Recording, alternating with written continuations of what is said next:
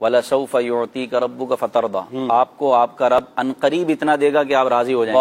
اللہ تعالیٰ راضی فرمائے گا قیامت کے دن آپ کا کوئی امتی جس کے دل میں رائے کے دانے کے برابر بھی ایمان ہوگا وہ جہنم میں نہیں رہے گا۔ نبی پاک نے فرمایا میں اس کو جہنم سے نکال لوں گا، تو اللہ تعالیٰ حضور علیہ الصلوۃ والسلام کو راضی کر دے گا۔ پھر آپ دیکھیں قبلے کی تبدیلی، یہ سب نبی پاک صلی اللہ علیہ وسلم کی رضا کی وجہ سے تھا، حضور کی خوشی تھی اسی میں کہ ہمارا کعبے کو قبلہ بنا دیا جائے۔ تو عین نماز کی حالت میں آپ کو حکم ہوا اللہ کی طرف سے محبوب جو تمہاری خواہش ہے اس کے مطابق کعبے کی طرف اپنا منہ کر لیجیے،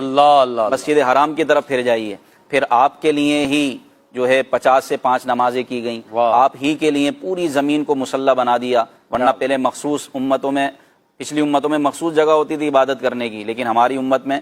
یہ نبی پاک صلی اللہ علیہ وسلم کی چاہت کی وجہ سے آسانی دی گئی کہ جہاں بھی زمین پر، پاک زمین پر مصلی بچھا نماز پڑھے، نماز آپ فرمائے وہ شریعت۔ تیمم کی آسانی آپ کی امت کے لیے خاص کی گئی، 50 نمازوں سے 5 نمازیں آپ کی خوشی کے لیے، آپ کی امت کے لیے رکھی گئی۔ تو ایک